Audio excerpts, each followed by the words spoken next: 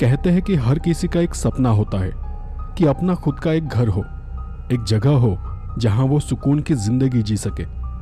लेकिन मरने के बाद भी अगर कोई इंसान अपने घर, उस जगह को ना छोड़े तो उसका होना उस घर के लिए श्राप बन जाता है। मेरा नाम विजय है और ये घटना मेरे ही एक बुरे अनुभव के बारे में है। मैं तब 20 साल का था जब मैंने ये भूत प्रेत देखा था। उन दिनों मैं नौकरी की तलाश में था। ज्यादा पढ़ा लिखा तो नहीं था, तो जानता था कि नौकरी भी वैसे ही मिलनी है। कुछ दिनों में एक दोस्त की पहचान से मुझे एक कंस्ट्रक्शन साइट पर नौकरी लग गई। जब नौकरी मिली तो जिस आदमी ने मुझे नौकरी पर रखा था उसने मुझे वहां काम करने के जो नियम बताए वो बहुत ही अजीब थे। उसने मुझे कुछ ऐसा बताया था कि उस साइट का काम पिछले 5-6 सालों से बंद है। साइट पर चोरियां नहीं होती है, जो कभी कभार हुई है वो भी दिन में हुई है, क्योंकि रात में वहां कोई आता जाता नहीं। ड्यूटी पूरे 1 हफ्ते की होती है। 1 हफ्ते बाद दूसरा वॉचमैन तुम्हें छोड़ने चला आएगा और तभी मैं घर जा सकता हूं, वरना मुझे पेमेंट नहीं मिलेगी। और सबसे जरूरी बात यह कि अंधेरा होने के बाद न कंपाउंड के अंदर जाना है और न ही अंधेरा होने तक अंदर रुकना है, भले ही अंदर कोई चोर ही क्यों ना आ जाए। वॉचमैन को यानी मुझे रहने के लिए कंपाउंड के बाहर पतरे का एक शेड है। वहां गैस और खाने पीने का हर जरूरी सामान, दवाइयां हर महीने पहुंचा दिया जाता है। दिन भर मैं बिल्डिंग में यहां वहां घूम सकता हूं, पर अंधेरे में मुझे अंदर बिल्कुल भी नहीं जाना है। मुझे उनकी शर्तें कुछ अजीब लगी। मतलब ड्यूटी वगैरह ठीक थी, पर अंधेरा होने के बाद अंदर नहीं जाना है, ये बात मुझे कुछ समझ नहीं आई। मैंने उनसे पूछा कि ऐसा क्यों, तो मैनेजर ने बस इतना ही कहा कि जितना कहा है उसी पर ध्यान दो। मेरी बात करूं तो मुझे उसकी बात से कुछ भी मतलब नहीं था। मुझे तो बस काम और पैसे से मतलब था, तो मैंने वहां नौकरी के लिए हाँ कर दिया। मैं जब वहां पहुंचा तब महसूस हुआ कि वो इलाका शहरी इलाके से काफी दूर है। वहां जाने के लिए मुझे कोई रिक्शा, कोई वाहन नहीं मिल रहा था, और जो वहां आने के लिए राजी होता वो हद से ज्यादा किराया मांग रहा था। इसलिए आखिरकार मैंने पैदल चलकर जाने का फैसला किया। जब मैं वहां पहुंचा तो मैंने देखा कि कंस्ट्रक्शन साइट के बाहर ही कंपाउंड वॉल को लगकर एक पतरे का शेड बना हुआ था। मैं रविवार की सुबह वहां पहुंचा। वहां बाहर कुर्सी पर एक वॉचमैन बैठा हुआ था जो कि मुझे ही देख रहा था। मेरे वहां जाते ही उसने अपना बैग भर लिया और वहां से निकल पड़ा। अब इस रविवार से अगले शनिवार तक मेरी ड्यूटी थी। उसने जाते जाते मुझसे बस इतना ही कहा कि अगले शनिवार दोपहर तक आ जाऊंगा, और सबसे जरूरी बात यह कि मालिक ने तुम्हें यहाँ के नियम बताए होंगे, पर नए हो इसलिए फिर से बता रहा हूं। अंधेरा होने के बाद अंदर कुछ भी हो जाए, कुछ भी आवाजें सुनाई दे, कुछ भी दिखाई दे, लेकिन इस दीवार के अंदर कदम नहीं रखना है। मैं उसकी बात सुनकर उस दीवार और कंपाउंड को देखने लगा। बाजू में देखा तो वो वॉचमैन उतनी सी बात कहकर कब का वहां से चला गया था। वो आदमी मुझे थोड़ा गुस्से में लग रहा था। असल में मुझे शनिवार दोपहर तक ड्यूटी पर आना था, लेकिन मैं रविवार सुबह वहां आ पहुंचा था और इस तरह मेरी वहां ड्यूटी शुरू हो गई थी।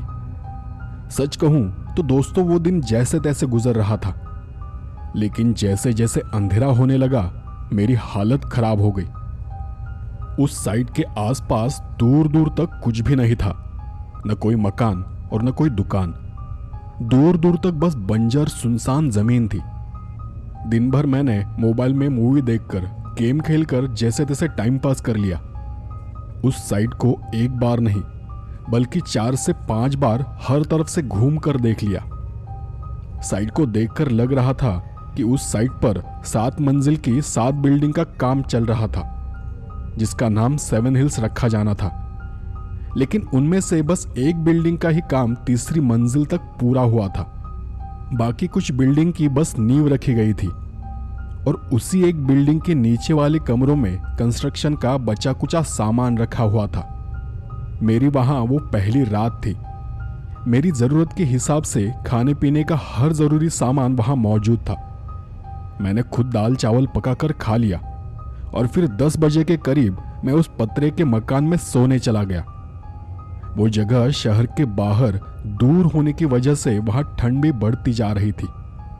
मेरा वहां वो पहला दिन था और मैं आसपास के इलाके से अनजान था, इसलिए थोड़ा डर भी लग रहा था। उस पतरे के मकान में तो जरा भी नेटवर्क नहीं आता था।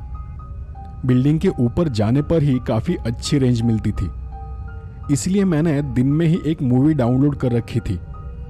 उस रात मूवी देखते देखते मेरी आंख लग गई। मैं आधी नींद में था शायद कि बीच रात किसी की चीख से मेरी नींद खुल गई। मैं झट से बिस्तर में उठकर बैठ गया। मूवी अब भी चालू थी। मुझे लगा कि वो आवाज मूवी के अंदर से आई होगी, लेकिन मैंने जब मूवी को पीछे रिवाइंड करके देखा तो वहां ऐसा कोई सीन नहीं था कि जिसमें चीखने की आवाज हो। मैंने टॉर्च उठाई और शेड से बाहर चला गया। इधर उधर देखते हुए बिल्डिंग के कंपाउंड के आगे जाकर खड़ा हो गया।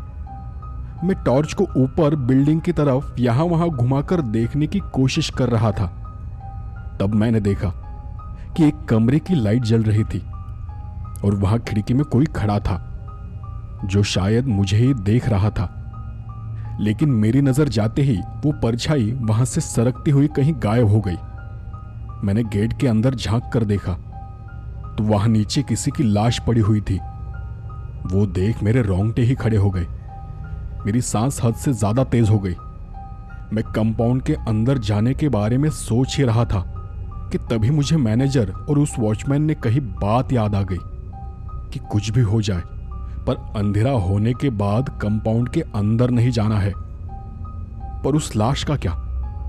किसकी लाश होगी वो? और इतनी रात कौन यहां आया होगा? मैंने बहुत सारी हिम्मत जुटाकर अंदर जाने के लिए अपना एक कदम आगे बढ़ाया ही था कि वो लाश उठकर हंसते हुए बिल्डिंग के अंदर चली गई। वो नजारा देख एक बार फिर से मेरा शरीर कांप उठा। मैंने एक हाथ से ही अपनी आंखें बंद कर ली और सीधे पीछे मुड़ गया। फुर्ती से अपनी जेब से फोन निकाला और मैंने मेरे साथी को फोन लगाया। उस वक्त रात के कुछ शायद 12 साढ़े 12 बज रहे थे। हेलो, मैं विजय बोल रहा हूं। मैंने उससे फोन लगाया तब वो शायद नींद में था, इसलिए उसने मुझे पहचाना नहीं।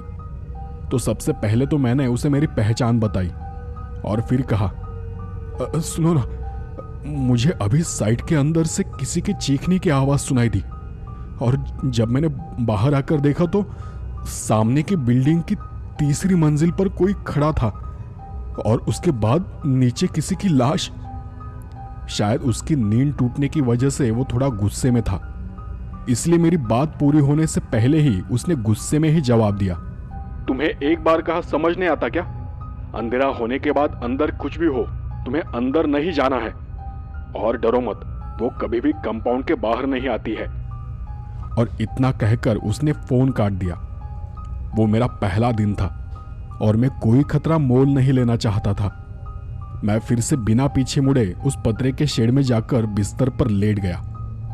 मैं रात भर ठीक से सो नहीं पाया। रात कब आंख लगी मुझे पता ही नहीं। सुबह जब अलार्म बजा तब मैं जाग उठा। उठते ही मैंने बिल्डिंग के गेट के पास जाकर देखा तो वहां कोई खून कुछ भी नहीं था। किसी के होने तक के कोई निशान नहीं थे। सब एकदम नॉर्मल था।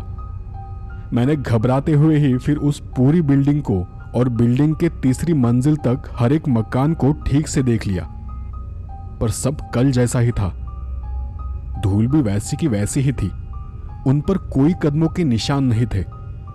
मतलब एक ही बात हो सकती थी और वो ये कि इस जगह में कुछ तो गड़बड़ जरूर है। और शायद इसलिए मेरे साथी और मेरे मालिक ने मुझे अंधेरा होने के बाद अंदर जाने से मना कर दिया है। उस दिन के बाद मेरे अगले 5 दिन जैसे तैसे गुजर गए। उन 5 दिनों में हर रात मुझे कुछ न कुछ आवाजें सुनाई देती थी। कभी कोई परछाई कंपाउंड के अंदर मेरे नजरों के सामने से सरकती हुई गायब हो जाती थी, तो कभी नींद में ही मुझे किसी की चीख सुनाई देती। लेकिन फिर भी मैं एक बार भी उस कंपाउंड के अंदर नहीं गया। और जिस दिन मेरा साथी आने वाला था उसी दिन सुबह मेरी तबीयत अचानक से खराब हो गई। वो शनिवार का दिन था। शाम के 6 बज रहे थे कि कोई आदमी आकर बाहर खड़ा हो गया। बाहर आते ही उसने मुझे आवाज दी, कोई है अंदर? मुझे मालिक ने भेजा है। मैं किसी तरह उठकर बाहर चला गया। बाहर एक 30 साल का आदमी खड़ा था।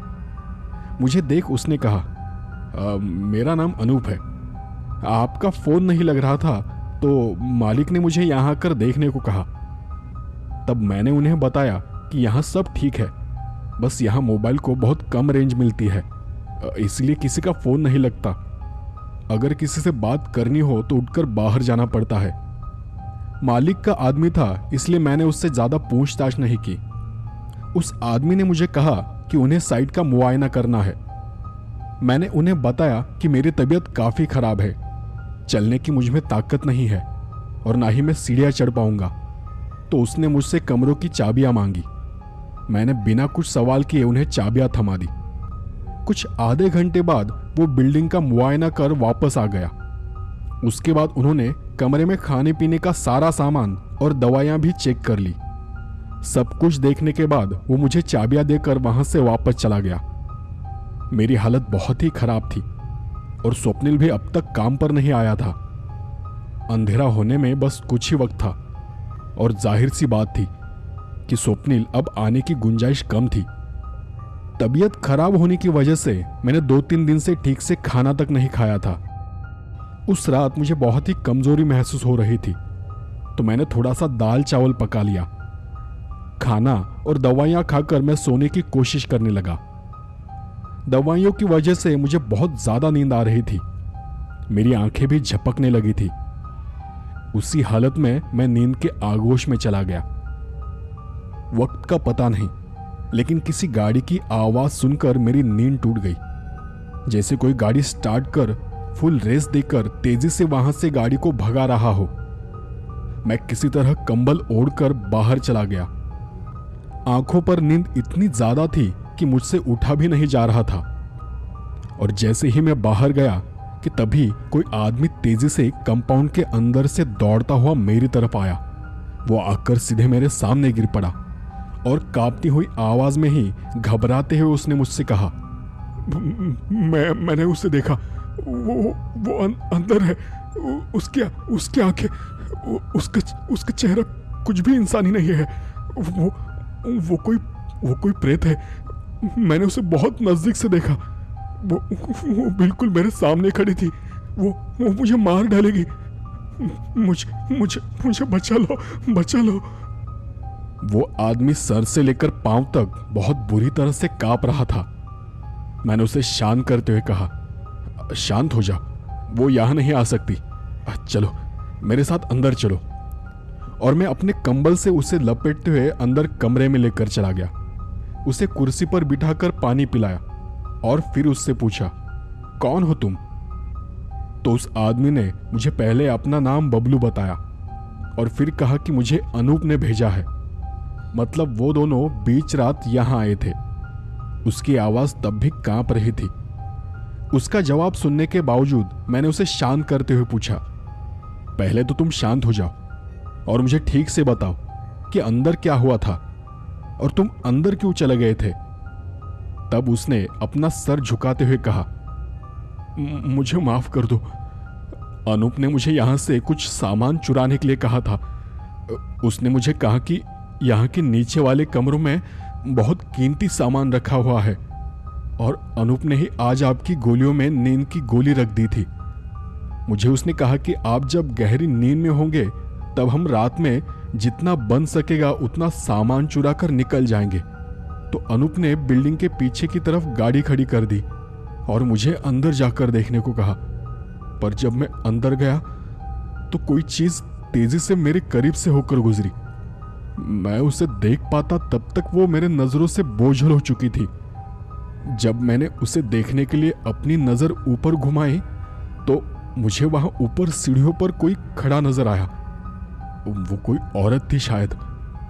मुझे पता नहीं था कि वो कौन है, इसलिए मैंने उसे आवाज दी कि कौन हो तुम और इतनी रात को यहां क्या कर रही हो? लेकिन उसने कोई जवाब नहीं दिया। तो मैं उसके पीछे पीछे ऊपर चला गया क्योंकि अनूप ने तो कहा था कि वहां तो कोई नहीं रहता है। पहली मंजिल पर गया तो वहां कोई नहीं था। तब मुझे ऊपर से औरत के रोने की आवाज सुनाई दी। मैं फिर ऊपर तीसरी मंजिल पर चला गया। इस वक्त मुझे वो आवाज एकदम साफ साफ सुनाई दे रही थी। तो मैंने वहीं पड़ा एक लोहे का सलिया उठाया और चुपके से अंदर झांक कर देखा। लेकिन मैं जब वहां से मुड़ने वाला था कि तभी मैंने देखा कि कोई औरत बालकनी में खड़ी थी। तो मैंने उसे फिर से आवाज दी, कौन हो तुम और इस वक्त यहां क्या कर रही हो? पर तब भी उसने मेरी बात का कोई जवाब नहीं दिया। इसलिए मैंने फिर से उसे कहा, आपको इस वक्त यहां नहीं होना चाहिए। उसने तब भी मेरी बात का कोई जवाब नहीं दिया। मुझे लगा कि क्या पागल औरत है, मेरी बात का जवाब क्यों नहीं दे रही है। लेकिन तब वो मुझे एकटक देख रही थी और अपनी नजरें मुझ पर गड़ाए हुए वो उल्टे कदमों से एक एक कदम पीछे हट रही थी। वो औरत बिना किसी हाव भाव के पीछे पीछे हटती जा रही थी। मैं समझ नहीं पा रहा था कि वो ऐसा क्यों कर रही है। न जाने वो औरत मुझसे क्या चाहती थी। मैं बस खड़ा खड़ा उसे देख रहा था। मैंने सोचा कि कुछ अजीब ही औरत है। आखिरकार मैंने उसे चिल्लाते हुए कहा कि तुम पागल तो नहीं हो गई हो, मरना चाहती हो क्या? और फिर पलक झपकते ही वो वहां से नीचे कूद गई। उसकी चीख सुनकर मेरे रोंगटे खड़े हो गए। मैं दौड़कर ही बालकनी में चला गया और वहां से झुककर नीचे देखा, पर वहां नीचे कोई नहीं था। मुझे अजीब सा लगा। मेरे दिमाग में एक ख्याल आते ही मेरा बदन कांप उठा, कहीं ये कोई छलावा तो नहीं था। और तभी मुझे पीछे से किसी के हंसने की आवाज आने लगी। मैंने धीरे से पीछे मुड़कर देखा तो वही औरत, वो वही थी। वो बिल्कुल मेरे पीछे खड़ी थी, बस एक हाथ की दूरी पर। उसका चेहरा देख मेरे हाथ पैर जम गए। उसकी आंखें देख एक तेज सनसनाहट से मेरे अंदर दौड़ गई। हे भगवान, उस औरत की आंखों की पुतलियां ही गायब थी। मैं पसीने से लबालब हो चुका था, लेकिन पसीना पोंछने तक की मुझ में ताकत नहीं थी। सच कहूं तो मुझे पता नहीं कि मैं यहां तक कैसे आया, क्योंकि उस वक्त न तो मेरा दिमाग काम कर रहा था और न ही मेरा शरीर। मैं नीचे आया तो देखा कि अनूप गाड़ी लेकर भाग चुका था, इसलिए फिर मैं दौड़ते हुए आपकी तरफ आया। मुझे बबलू की बात ठीक से समझ आ गई थी। जिस प्रेत को मैंने दूर से देखा था उसे बबलू ने बहुत नजदीक से देखा था। पर अच्छी बात यह थी कि कुछ भी हो, पर बबलू की जान बच गई थी। उसका बदन अब भी कांप रहा था और उसे बहुत तेज बुखार था। इसलिए मैंने उसे दवाइयां देते हुए कहा कि मैं मालिक से इस बारे में कुछ बात नहीं करूंगा, फिलहाल तुम आराम करो, और अब कुछ भी आवाज सुनाई दे तो यहां से बाहर मत निकलना। वो कभी भी कंपाउंड के बाहर नहीं आती है। हम दोनों सोने की तैयारी कर रहे थे कि अचानक से अंदर और बाहर का बल्ब झपकने लगा। अब ये लाइट को क्या हो गया? मैंने अंधेरे में यहां वहां देखते हुए कहा। मैं बटन को बंद चालू करता तब तक सब तरफ गहरा अंधेरा हो गया था। टॉर्च कहाँ रखी थी वो भी मुझे ठीक से याद नहीं आ रहा था। तो मैंने बबलू को टॉर्च ढूंढने में मदद करने को कहा और मैं भी उस अंधेरे में यहां वहां टॉर्च ढूंढने लगा। तब अचानक हमें रोने की आवाज सुनाई देने लगी। उस आवाज को सुन मैं एकदम से सीधा खड़ा हो गया। वो आवाज कहीं बाहर से नहीं, कमरे के अंदर से ही आ रही थी। बबलू घबराते हुए बोला, भैया भैया ये क्या है? ये किसके रोने की आवाज है? मैंने ऐसा करते हुए उसे शांत रहने को कहा। वो फिर से बर्तनों के पास लड़खड़ाते हुए बोला, भैया ये आवाज तो इसी कमरे से आ रही है। वो रोने की आवाज सुन मेरा शरीर एकदम से सुन्न पड़ चुका था। मैं बबलू से कुछ कहता तभी मुझे किसी की गुस्से से भरी सांसों की आवाज आने लगी।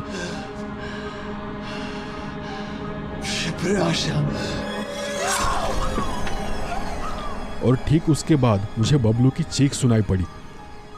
मैं अपनी जगह पर ही खड़ा हो गया। वो प्रेत आत्मा बबलू को खींचते हुए बाहर ले जा रही थी और उस वक्त मुझे बबलू की दबी हुई चीखें सुनाई दे रही थी। वो क्या था वो अंधेरे में मुझे ठीक से दिखाई नहीं दे रहा था, पर मुझे उस अंधेरे में काली धुंधली हिलती हुई दो परछाइयां दिखाई दे रही थी। जब मैंने उन परछाइयों को बाहर जाते देखा तो मैं घबराहट में यहां वहां हाथ मारते हुए टॉर्च को ढूंढने लगा। टॉर्च मिलते ही सबसे पहले मैंने कमरे में देखा, वहां कोई नहीं था, बबलू भी नहीं था। तो मैं बाहर चला गया। तब वहां मैंने देखा कि वो औरत बबलू को घसीटते हुए कंपाउंड के अंदर लेकर जा रही थी। मैं इतना तो समझ चुका था कि मैं अब उसे बचा नहीं सकता, क्योंकि वहां का वो नियम था कि अंधेरा होने के बाद कुछ भी हो, कुछ भी दिखाई दे, कुछ भी आवाजें सुनाई दे, लेकिन कंपाउंड के अंदर नहीं जाना है। बस एक बात थी जो उसने गलत साबित कर दी थी, वो ये कि वो कंपाउंड के बाहर नहीं आ सकती। मैं देखना नहीं चाहता था कि आगे क्या होने वाला है, इसलिए मैं जाकर उस पतरे के शेड में छुप गया। शायद एक बात पर मुझे यकीन था कि वो मुझे कुछ भी नहीं करेगी, क्योंकि मैंने उसकी मौजूदगी के वक्त उसकी जमीन पर कदम नहीं रखा था। उसे मुझे मारना होता तो वो मुझे कब की मार चुकी होती। लेकिन फिर भी मेरी वो पूरी रात खौफ में गुजरी। दूसरे दिन सुबह होने के बाद भी मैं बाहर नहीं गया, वही बिस्तर में पड़ा रहा। सुबह कुछ 8 बजे के करीब स्वप्निल वहां आ पहुंचा। स्वप्निल के वहां आते ही मैंने उसे कल रात वाले हादसे के बारे में बताया और उस वक्त हम दोनों बबलू को ढूंढते हुए कंपाउंड के अंदर चले गए। हमने देखा कि बिल्डिंग के सामने बबलू की लाश पड़ी हुई है। उसके सर से बहुत सारा खून बह चुका था और उस खून के सूख कर काले धब्बे बन चुके थे। मैंने वहीं खड़े होकर एक नजर ऊपर तीसरी मंजिल की तरफ देखा और फिर रमेश की लाश को देखा। पता नहीं उस वक्त मैं क्या देखना चाहता था, पर मेरी तरह आप भी समझ गए होंगे कि कल रात वहां क्या हुआ होगा। स्वप्निल ने मेरे कंधे पर हाथ रखते हुए मुझे बाहर जाने का इशारा किया और फिर उसने मालिक को फोन लगाया, उन्हें रात वाली घटना और उस हादसे के बारे में बताया। कुछ 1 घंटे बाद पुलिस वहां आ गई। लाश का पंचनामा कर वो लाश को लेकर चले गए। अनूप को भी उसी दिन गिरफ्तार कर लिया गया। कुछ दिनों तक मेरा भी पुलिस स्टेशन आना जाना लगा रहा, पर मालिक ने उस मामले को अच्छे से संभाल लिया। उस दिन स्वप्निल ने मुझे उस बिल्डिंग के पीछे की कहानी बताई। एक लंबी सांस लेते हुए उसने मुझसे कहा, यहां ये प्रेत कई सालों से है।